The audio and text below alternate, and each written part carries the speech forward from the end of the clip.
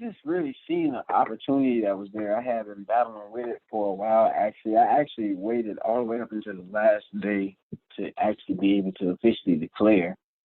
I had to return back to school and everything. I had went back to my apartment with my roommate and stuff. Had a discussion with Nick Jones. Had a discussion with him.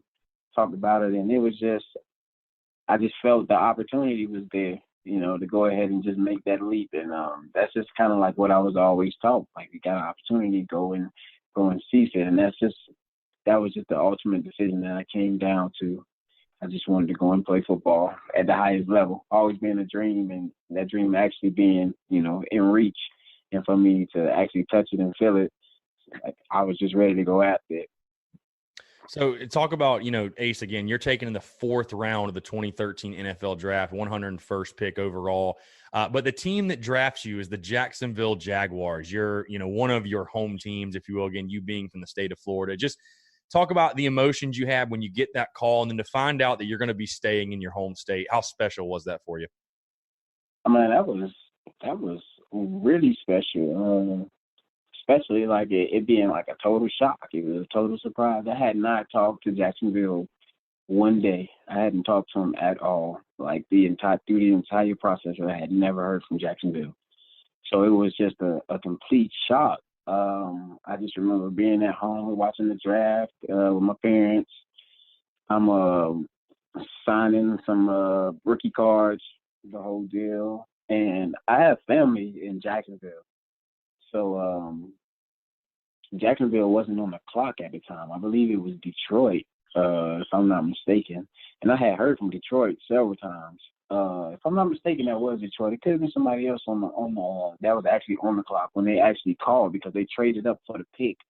But I didn't even see them actually trade.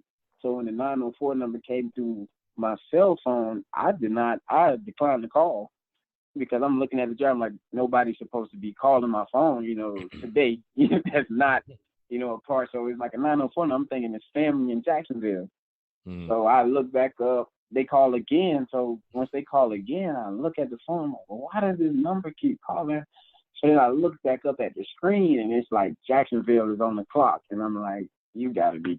I was like, you got to be. So you declined the phone call the first. I declined that first call. I declined that first call, and I looked up at the screen again, and I was like, oh wow. So I answered the phone like that. I click over. I just run outside, and I answered the phone. They're like, oh, we thought you, they get on the phone. It's Dave. He's like, I thought you didn't want to play for Jacksonville. I was like, nah, I had no idea. So I was like, no, I definitely want to play.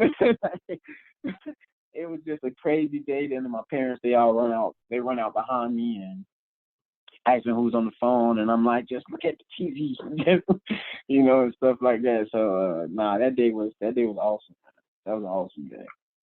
For sure. So you joined Jacksonville again, Ace. I'm not going to go too much into detail with, obviously your NFL career got off to a good start. You scored your first NFL touchdown December 15th, 2013 against Buffalo. But, overall, and again, not to be negative, but I want to get your take on it. I think the thing that people say a lot about you is, they're like, they can't believe that you weren't like an explosive return man or just a fit in someone's offense. I know you had some things that happened as far as off the field or with the NFL or whatever, but when you take a look back at your NFL career, what would you say are the things that stand out that you learned? And if there's anything, if you could go back and change anything, would you? And if so, what would they be?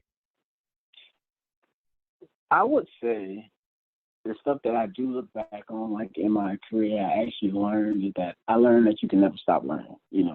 That was the one thing that I did take away from everything, despite everything that did happen. I know a lot of people have their thoughts and their opinions on what they believe was going on. And the one thing that I wish I could change is that I had just really been a lot more just mentally tough in a lot of the situations that I had going on off the field, I would say.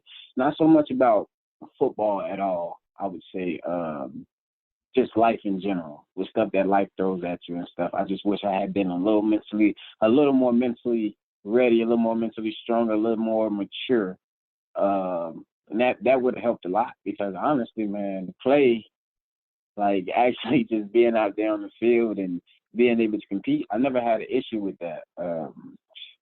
any of my coaches or anybody who ever had opportunity to coach me, any of my teammates who ever had the opportunity to play, I know they could vouch for me. That was never like really an issue. It was just really outside stuff, honestly.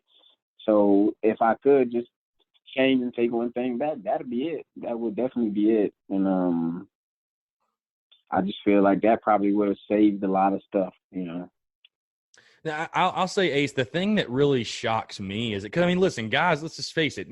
We're human beings. We make mistakes, get second chances, whatever.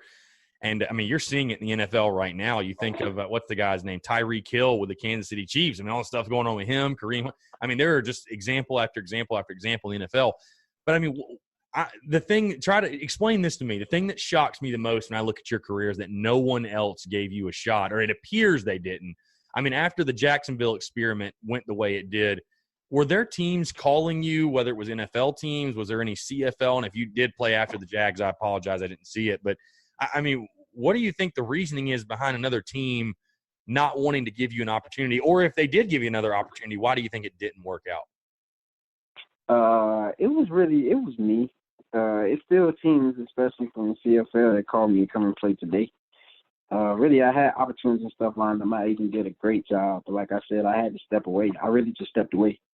Like I said, a lot of people do have, like their conceptions of what happened or why I wasn't playing anymore. But just the answer is it was just me. I just didn't go back.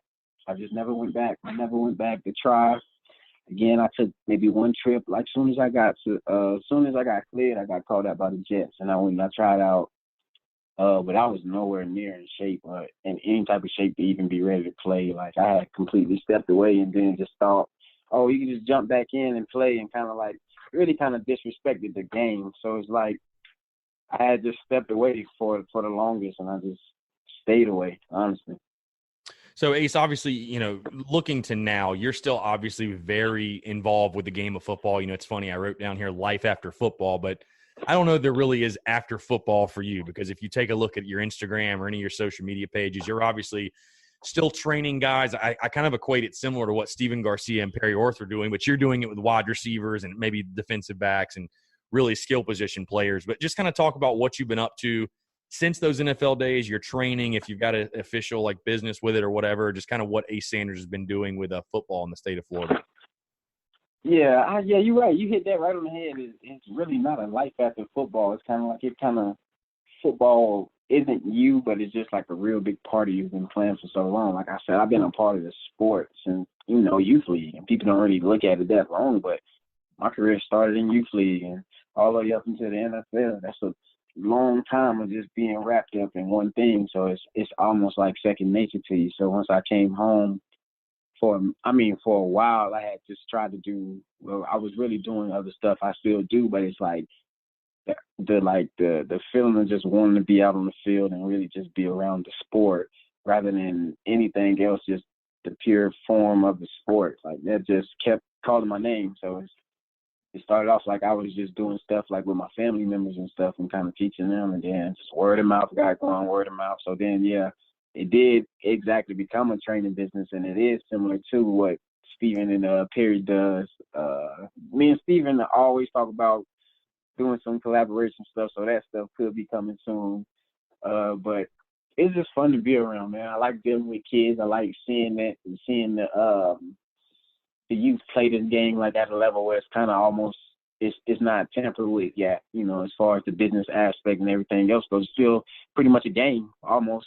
It's getting a little advanced now on the youth level, but it's like it's still a game at the end of the day. And it's like just something you can have fun with, something that you can just, go out on the field, and if that's your escape from whatever you're doing, then that's what we out here doing. And I just like to see them get after it and go after it. I'm around a lot of high school athletes. I'm around just athletes in general, and I'm actually learning a lot about other sports as well. And I don't know, man. It's fulfilling. So